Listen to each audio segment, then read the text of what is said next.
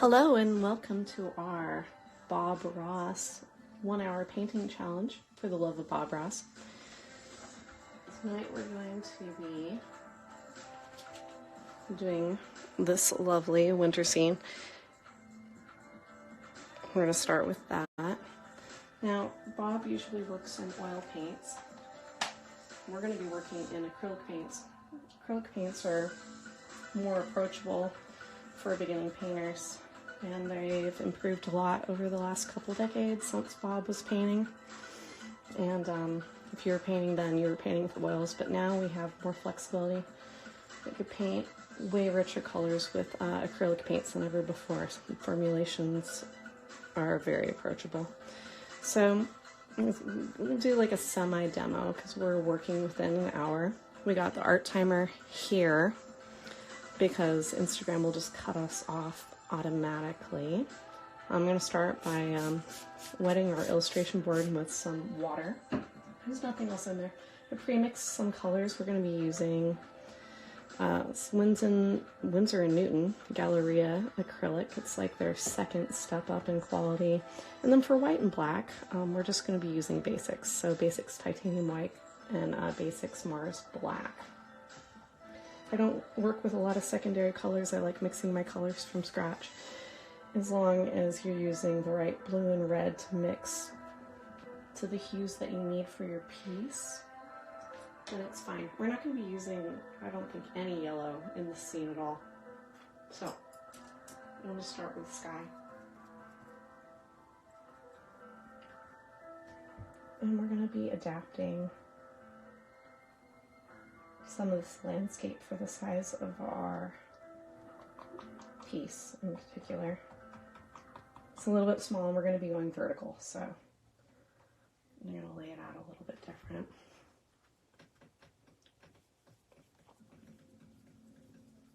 There's a lot of purple.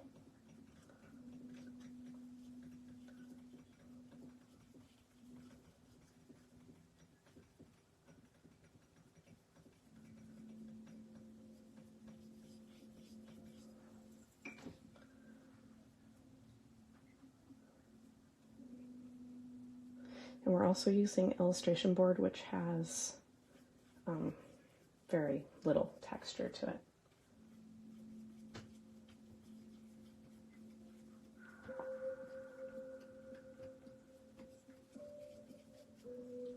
The blue hue that we're using is ultramarine, which kind of lends itself to purple.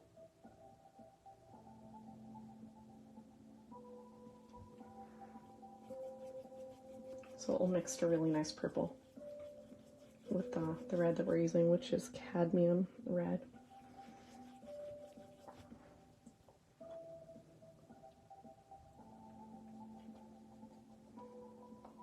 What I'm using to dilute the paint is just water also.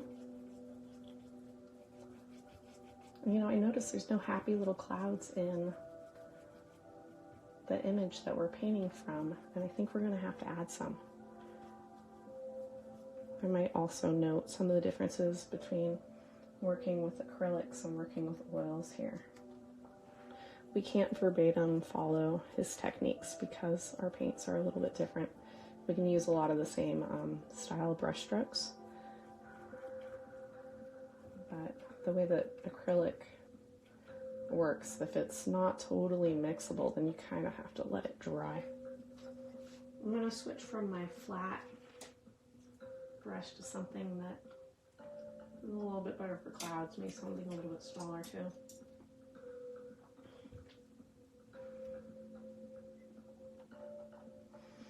Alright, we'll just do some white puffies.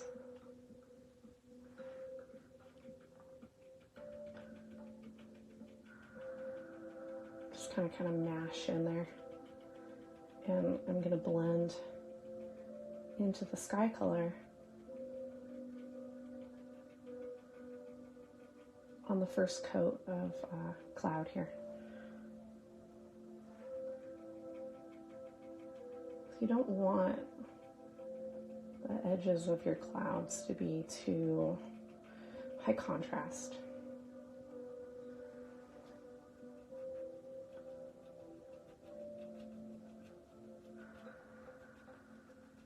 and give them that light effect.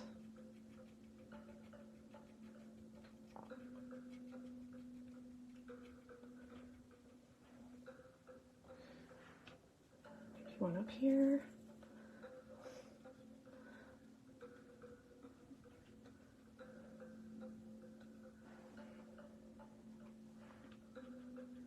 And then after you kind of have your cloud composition down, you can put another coat of white on there.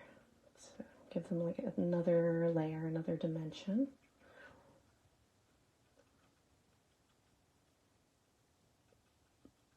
Yeah, I feel like that guy got a little high contrast at the end, so we're going to use a different paintbrush that hasn't done anything yet and kind of blend that out. There we go. And you can kind of blend a random edge here and there so that they sit in the sky a little bit more naturally.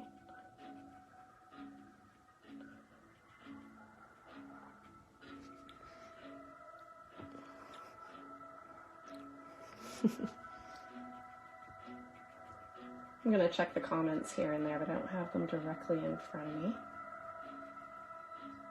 Next time. We'll do that next time. Alright, put that one in water. We're going to lay out the rest of our composition here really lightly in a mid-tone. And the rest of it's going to be almost monochromatic, so this will be pretty safe. So we have a very large mountain. It's going to happen here.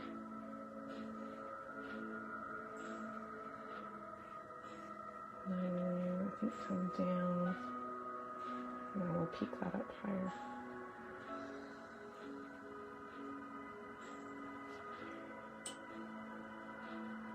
I'm going to go with that. That looks good.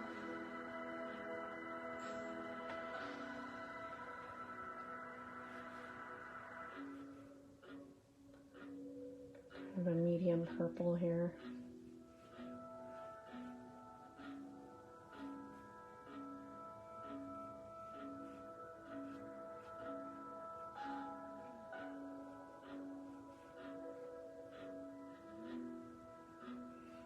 What's nice about painting nature scenes is unless you are painting something from reference for a very specific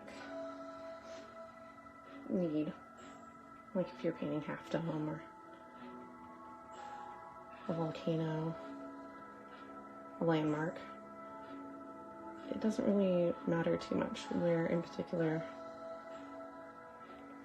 each little ravine is. Just as long as you get the geometry kind of approximately right. Landscapes are very forgiving subjects. Okay.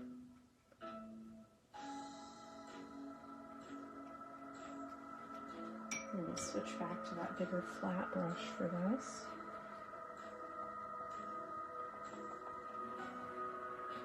I gotta remember to keep an eye on that art time. We're on art time now.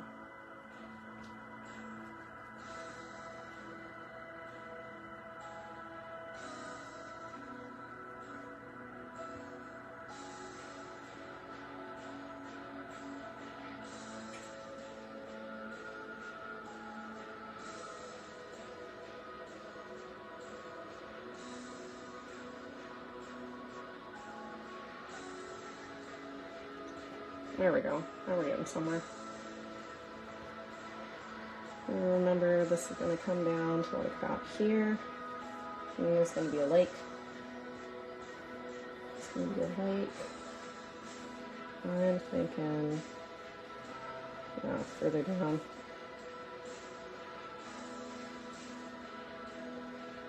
Lake here. And then we're going to have one large tree on the right. And then we're going to have a medium tree and a little baby tree down here.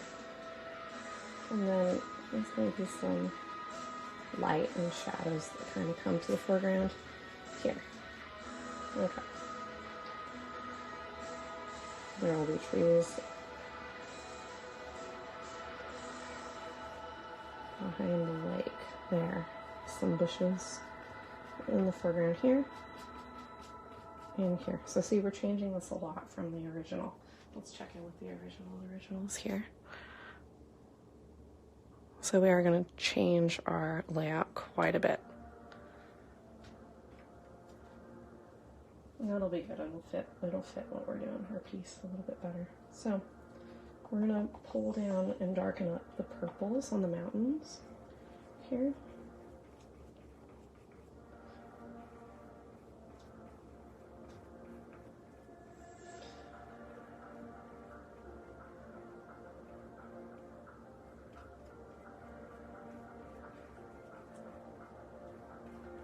And it's almost time to try out some palette knife, and it'll be interesting working with small, seeing how that is going to pan out for us.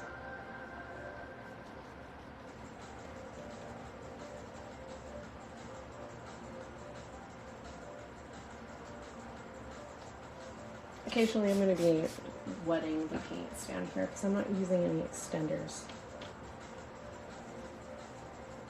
Extenders would be to extend the duration that the paint stays wet. I don't like using them because then they also stay wet on whatever you're painting longer, and I would rather them dry quickly and move through layers than to try to remix the same layer, especially when we're working on something like illustration board.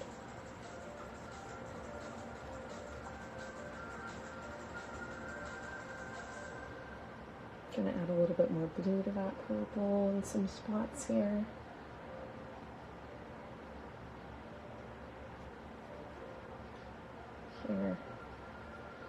Here, I think our light source is going to be coming from the right side.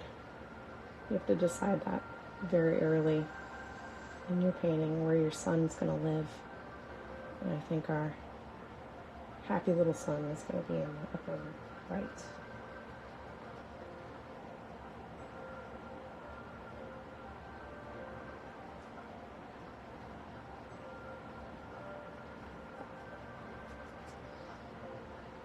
I'm going to darken this mountain up a little bit here and there. Give it some more dimension. This is kind of the thing we're looking at in this painting.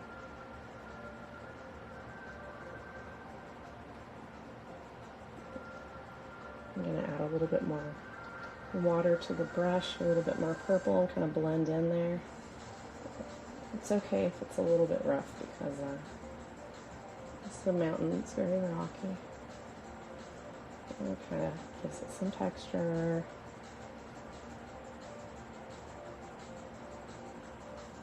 This is before we add the snow. It's going to be capped on here.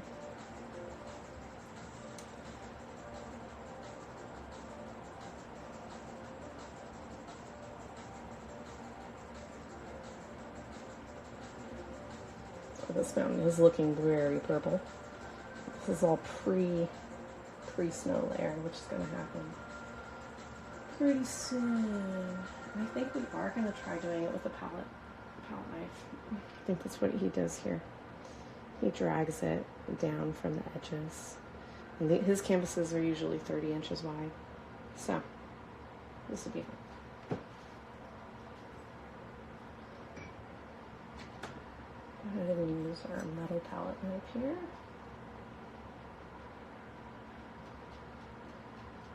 Hey, if this doesn't work, we can always go back to using a brush, which would be fine by me.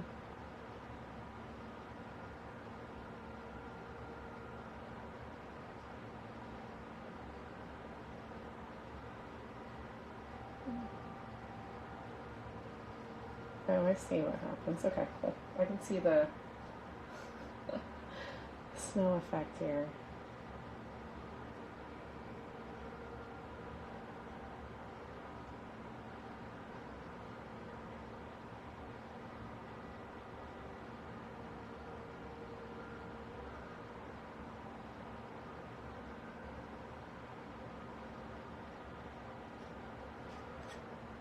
think we are going to touch this up with a brush too.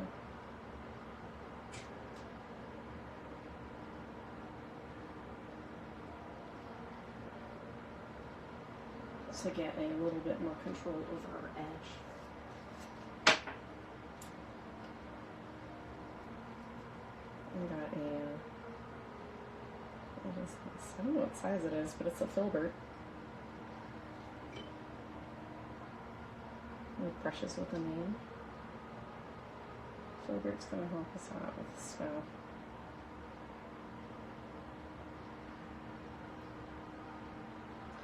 This one here is going to be on the tree.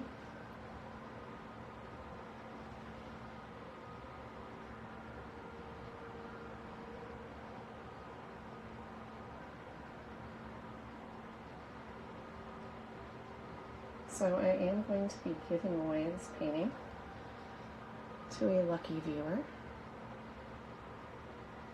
And at some point towards the end of the live stream here, we are going to be, or I am going to be giving you a keyword for you to plug into my website with your email.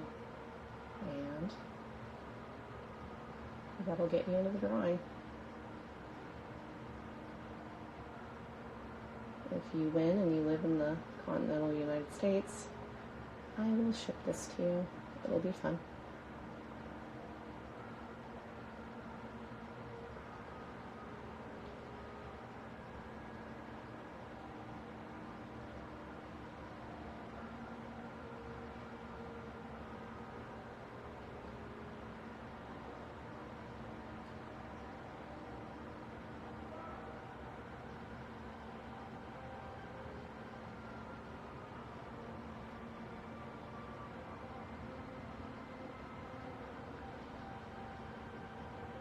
Alright. There's a lot more snow down here at the bottom, where it kind of evens out. Got to keep in mind that a lot of the area to the right and to the left are going to be blocked by trees. But you're still going to be able to see a little bit of this mountain peeking through.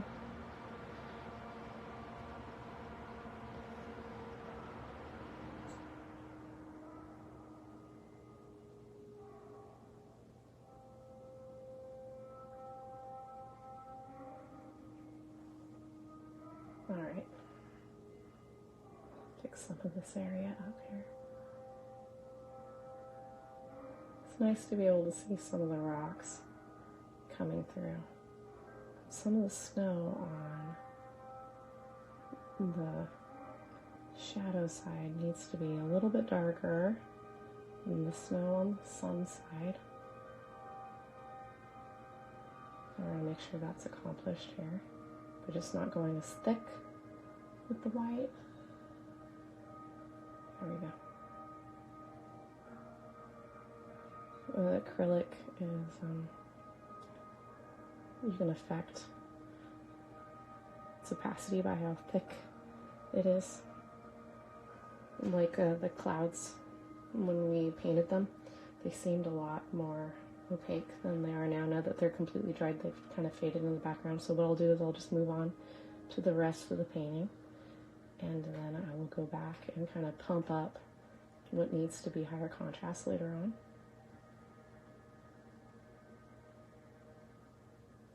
Because you'll need to wait until it dries to see how that's going to all hash out.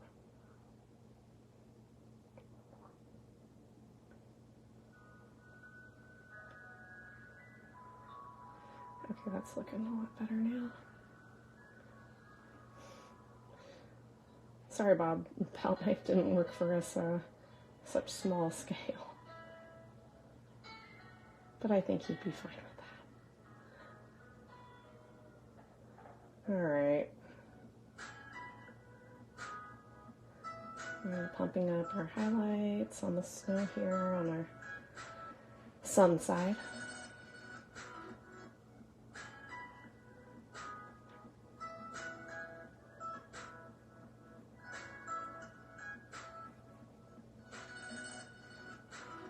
There we go, that's nice. And then we're going to put more snow More and more snow down here at the bottom. No water added to this at all. We just want it to be full opacity all the way down in here.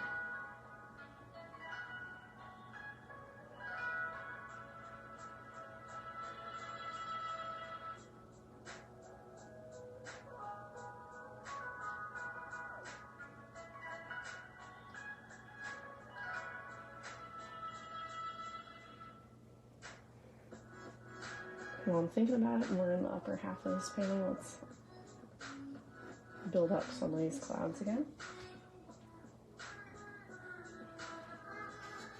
And then dry brush, blend them into the background on a couple of sides. Like that, because you just don't want it to be too opaque there. Look like a cartoon cloud like that.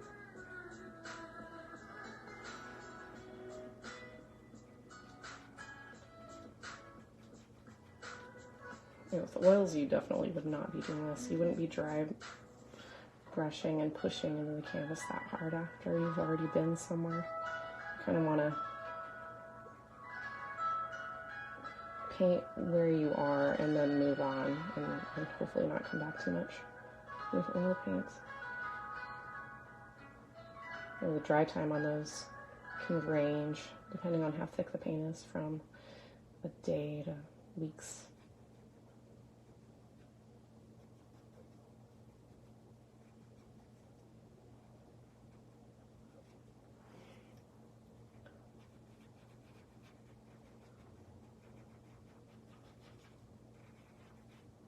There we go. I think they're really happy now.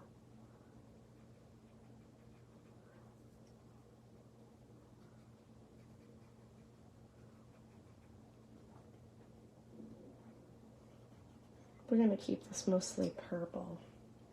I think in our next snow piece we'll do something maybe with like a little bit of a sunset glow to it. Maybe a sunset sky. I think people are really into that. And then we can get some warmer colors in here. I heard Bob say that winter scenes can tend to get a little bleak. It's okay to add some color to them because this is the artistic touch that we're adding. Kind of open to interpretation, so to add more color. And the way I feel about landscape painting in particular is there's so much just beautiful photography available of all these fantastic places, and especially with drone technology and the perspectives that we're able to see. Just unreal, almost unnatural perspectives that we're able to see of all these natural places. There's if you're going to paint a place, hyperrealism is just not my favorite, because you may as well inject what you can't do with photography, and it's your unique perspective, and also maybe color, or maybe something that is a little bit more like vivid or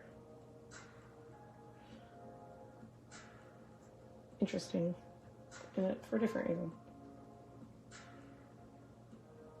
Something you wouldn't be able to just go outside and see and photograph. That's what makes painting unique and interesting, is created by hand.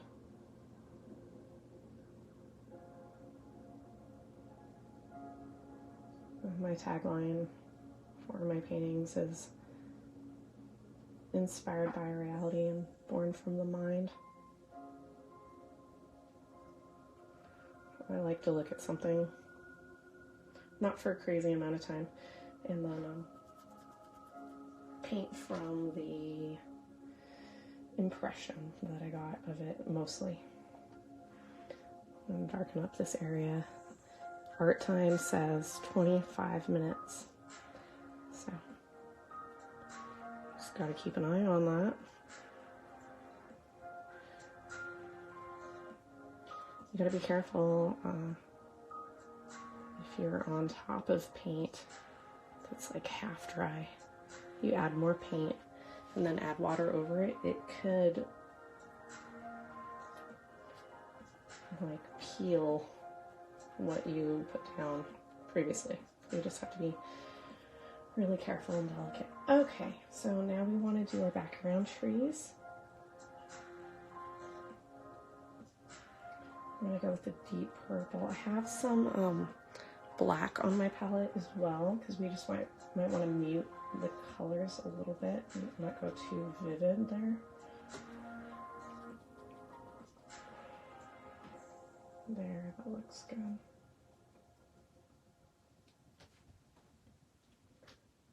Here we go, background tree line.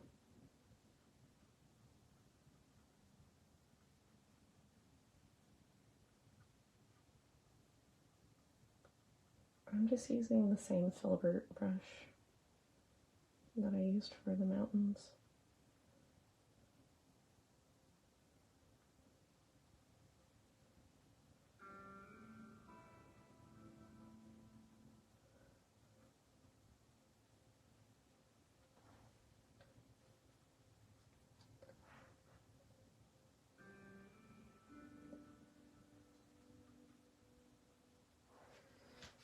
Maybe switching to a script or something like that, a liner. Here, this one will do. It's just a small round. I'm not super technical and specific with brush usage. I think that if it's working for you and it's in your hand, you know, that's fine. A lot of it has to do with how big you're working. It's a huge factor in what brush you're going to use. We're not going to be using any fan brushes or anything like that either, because the scale we're working in is just not suitable for that.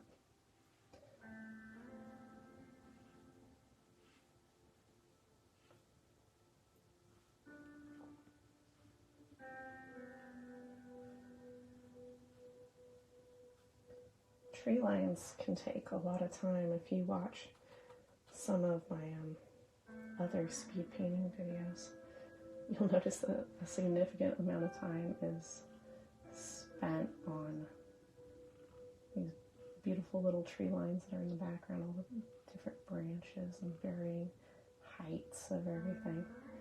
Can really be time consuming if you let it.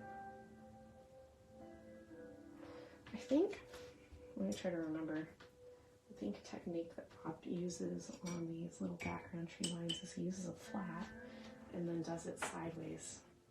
I tried to refresh my memory on a bunch of his videos a couple days ago.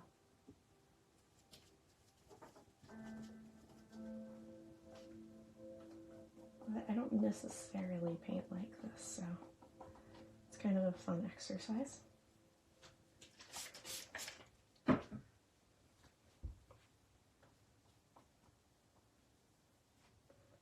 a little bit more blue purple to this bottom round of trees.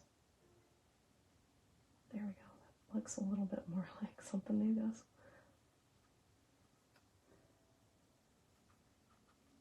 I'm turning the brush to use the paint on the other side.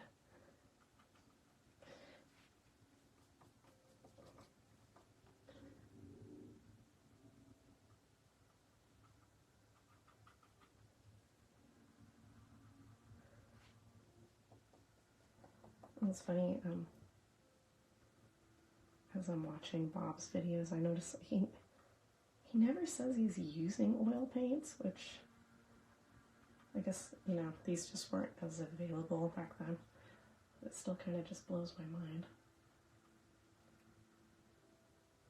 He does mention that he uses turpentine to wash out all his brushes, which is what you have to do when you're using oil paints. You have to use turpentine. And I should have done my research, but there is a disease name, I can't remember, that painters would get that would drive them kind of crazy. And I think it's from turpentine inhalation. I think a lot of painters would paint in these tiny little studios with the windows closed because it was cold and they were often poor,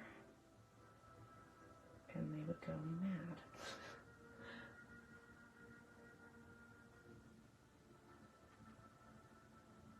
Toxicity, man. Acrylics are nice, they're just diluted with water. And just soap, they're scentless, there's no toxic fumes or anything like that. Okay, there we go. We got our trees. We're gonna lighten them up a little bit at the base there. I'm just gonna pull up from the bottom here a little bit lighter color.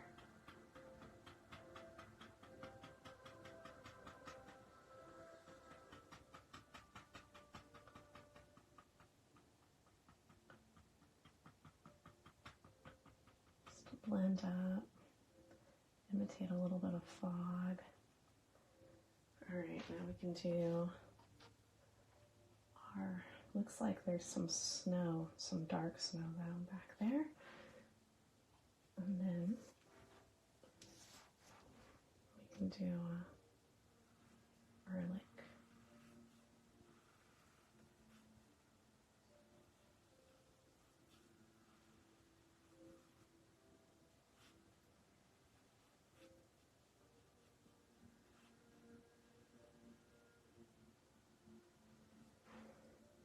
okay, a little bit of highlight there.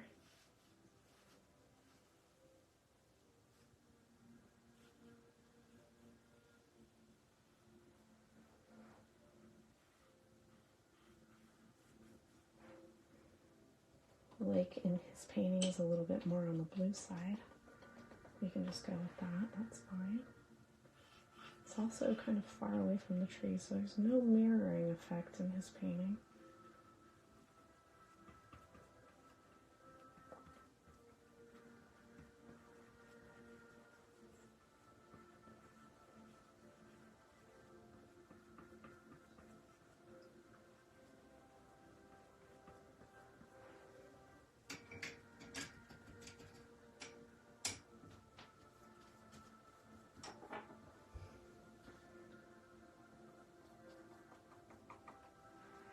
So he's using turpentine to wash out his brushes in the videos, and he'll use a, what's called like a brush banger. I've never seen this used, but it's quite loud.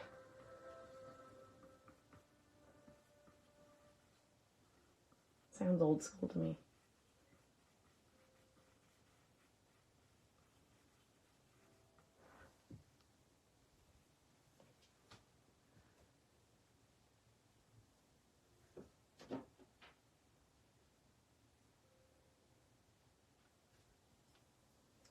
Alright, I think it's time to go in with a smaller brush.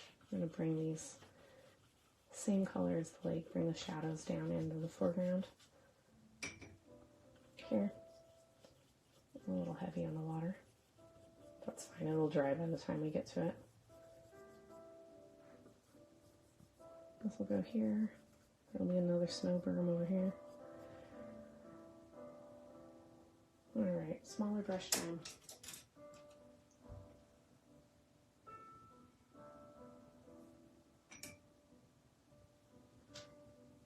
Add some highlights on that back snow. Highlights on that back snow. Drifts. Some finer ones.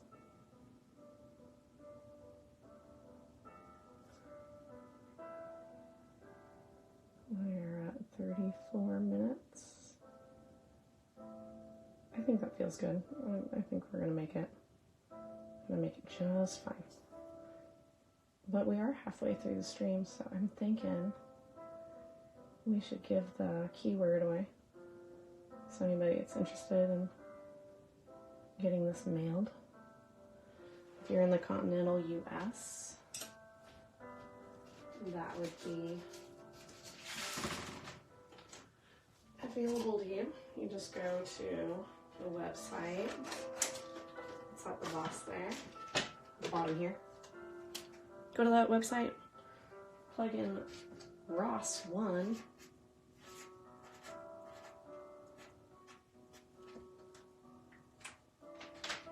There it is. Now you know. And that will get you into the drawing. I'm just going to do a random number generator and pick from everybody that enters. So it will be truly random. Alright, I feel like we need to detail the lake a little bit.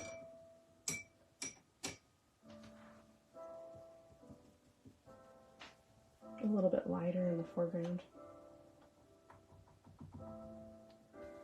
We just gotta be careful.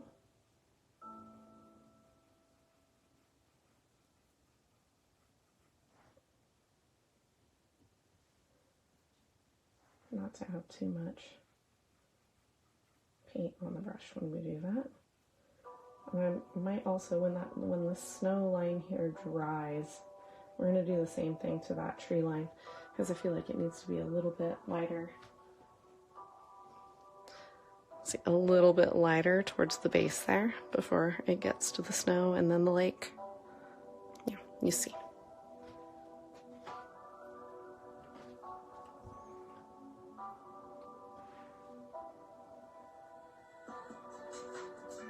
And for now, let's bring these snow berms down.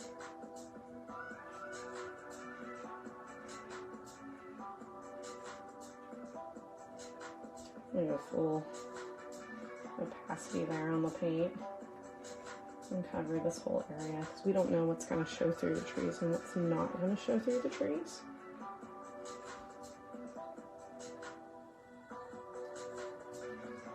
So we just want to make sure everything's nice and covered, and it will dry by the time we get to it. There's another big snow berm here.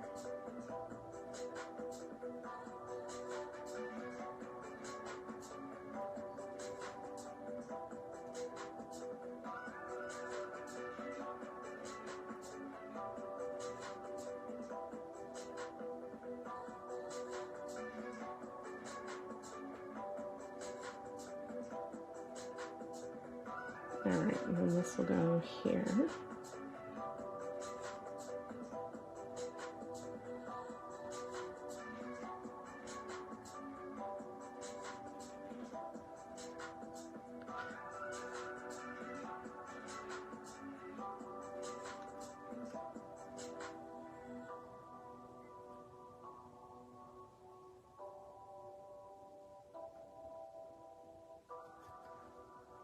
After we get this coat of white down, we'll bring some shadows into it. But right now we just want to make sure this is all nice and covered.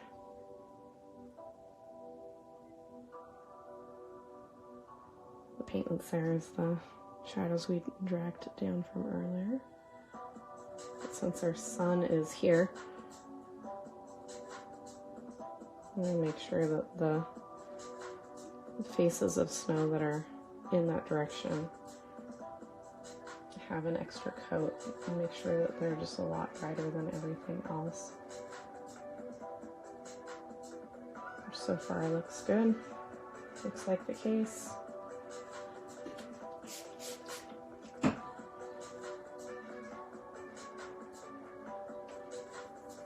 If for some reason we don't quite finish, I will finish it and then post the finished picture. We want to keep the whole stream on Instagram this time. I think finishing up on YouTube was a little disorienting for everybody. So we'll just try to keep this as a card challenge. Keep it to an hour. More manageable. I'm just going to paint a little bit more freely here. And kind of let this particular landscape talk to us instead of going too much by the reference at this point, I think.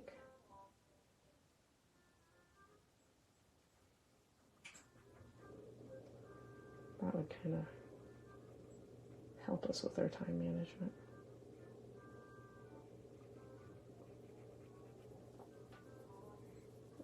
let's highlight the lake one more time, and then we'll start in on some trees. Some happy foreground trees. Let's see.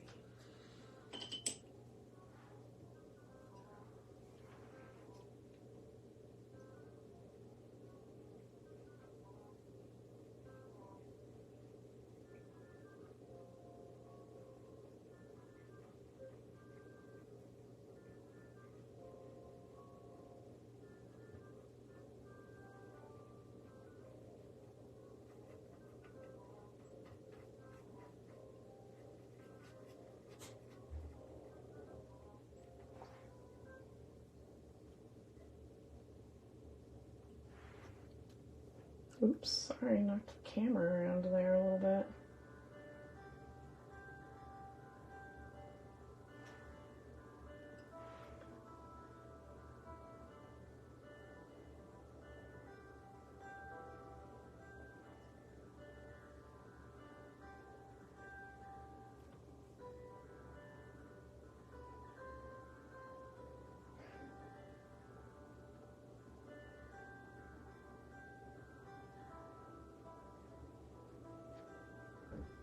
Brighten it up a little closer here.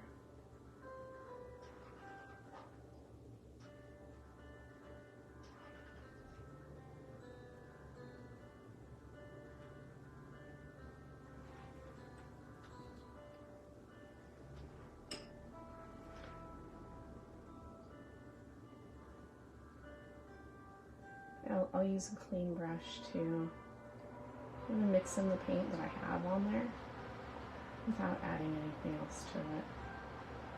Sometimes you don't want to keep using the same brush because you're going to keep on adding. And you can just put a little bit of water on a clean brush and extend the color that you have already. Alright, tree time.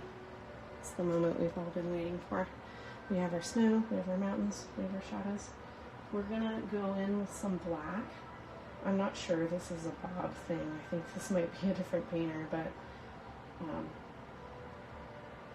we're gonna use a flat, and our big tree is gonna be here. And we're gonna start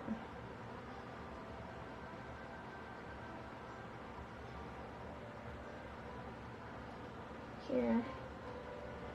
Just gonna go for it. Bob is famous for these, kind of just goes back and forth. We're just gonna go Bob style. Yeah, just go back and forth and with the brush, kind of, I don't know, what do you call this, like a dance.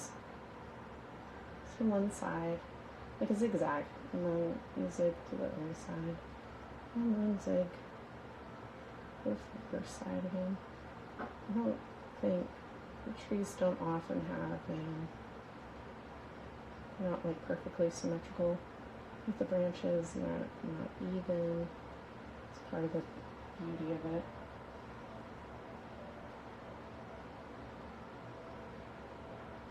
And you just, you know that typically, this is not a rule, they get bigger and you go down.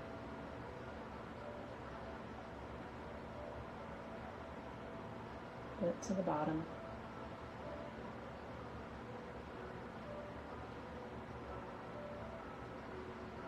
A little bit more purple down here at the bottom of the tree.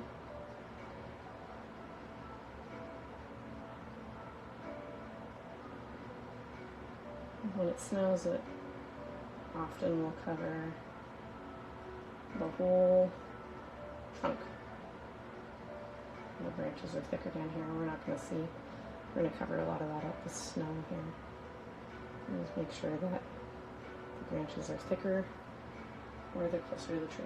Alright, now for our other two. We have a medium and a small tree on the other side. And add a little bit more purple to the black here.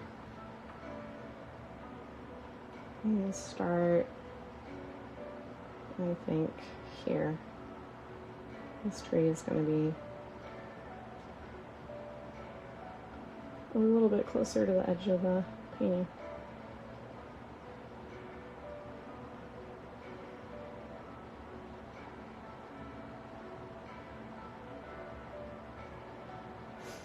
Working with large brushes on a small canvas like this feels kind of like a leap of faith.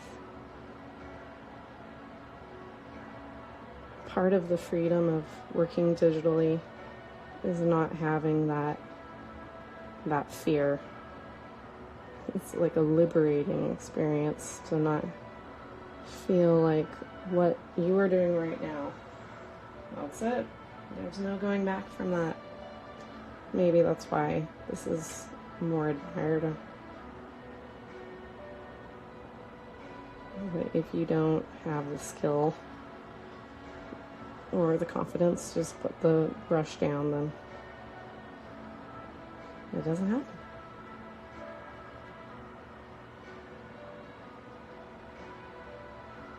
I'll tell you what though, with all the practice in the world,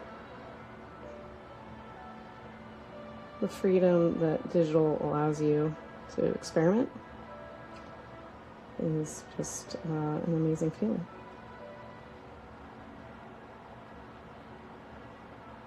You don't have to be afraid of something that you poured 10 plus hours into is just going to get ruined by some crazy idea you had in the moment. So that's really nice. I really enjoy that a lot. I like being able to make different versions and different cuts, and you don't have to worry about something, you know, oh, and then not even mention the accidental things that happen, like drips and splats and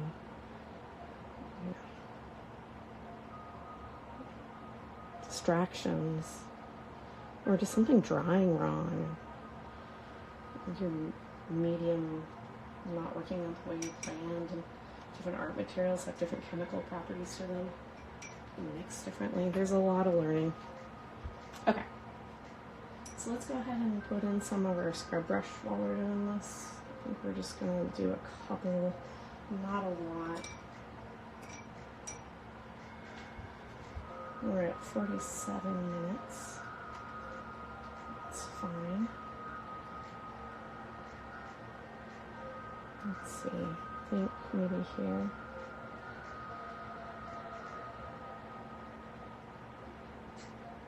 And then I think maybe here.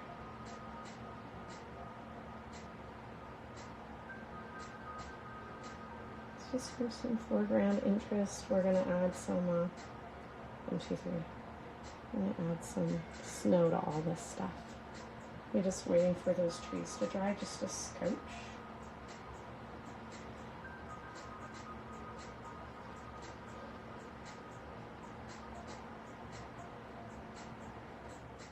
Before we put snow on them.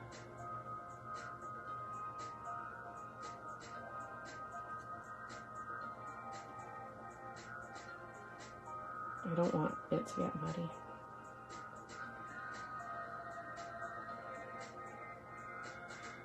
I almost wonder, should we sign this like Bob with the red in the left corner? That would kind of be funny.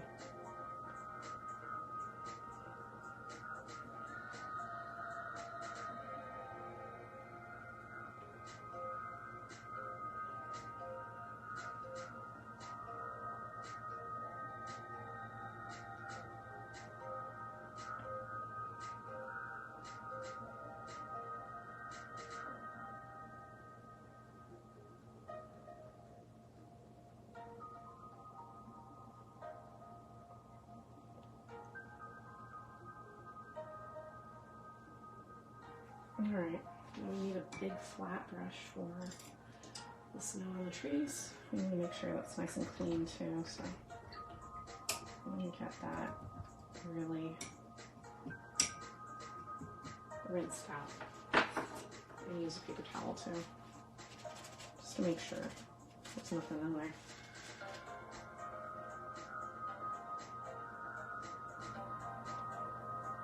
He didn't seem to go too heavy on the snow on these guys. I'm gonna, for the areas where this is super tiny, the tree is super tiny. I'm just gonna use the edge of the brush instead of changing brushes, and then progressively use more and more of the edge of the brush as I work my way down. And I want to do dabs here so that texture shows through, and so that we don't mix any of the paint that might still be drying under there. And the places where we put the snow are, we just try to put it on the top of where we imagine the branches might be.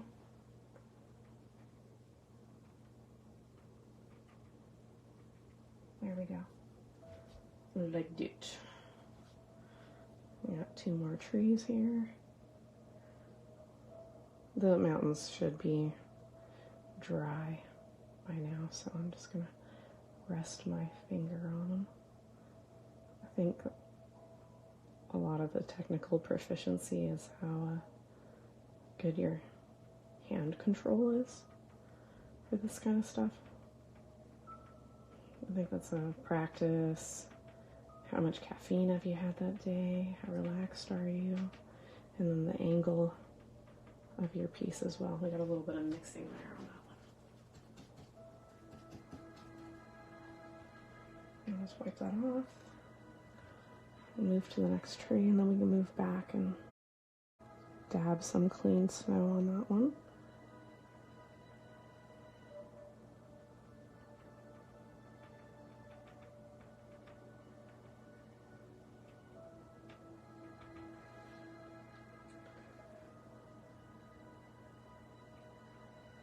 When doing landscape painting, I'll use a lot of brushes that I wouldn't use for other things.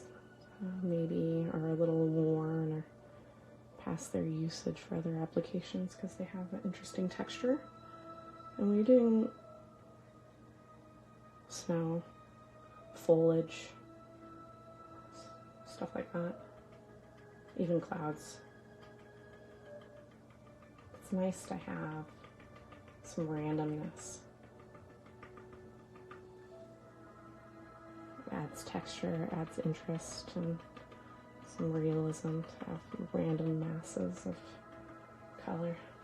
I think we add a couple of branches in the foreground here, and then we're probably good.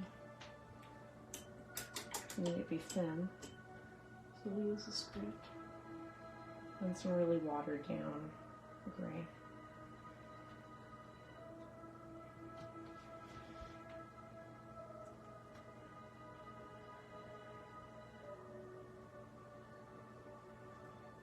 This kind of adds a nice touch to it.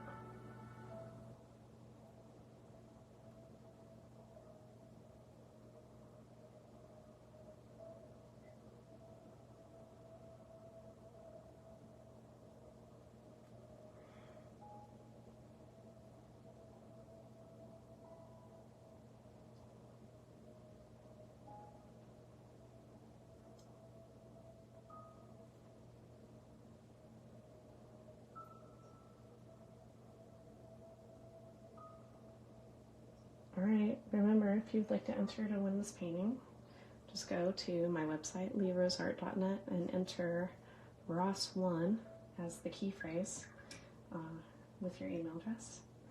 And we'll announce the winner on Saturday. I'll announce it on an Instagram story. And this is available to anybody that watches the stream in the next couple days. It's available to anybody that watches it on YouTube as well. And yeah, it'll be fun. We'll do this again next week. We'll do a different Bob Ross winter scene. I will have a vote available on my story for what image we're going to be doing. And yeah, maybe we'll do something a little bit more color in the sky. So good luck to anybody that is entering to win. Let's sign this, and we're obviously not going to sign it Bob. It is just in memorial to Bob. Maybe we'll try to sign it with red. And thank you so much for everybody that tuned in and enjoyed this. It's good to get support.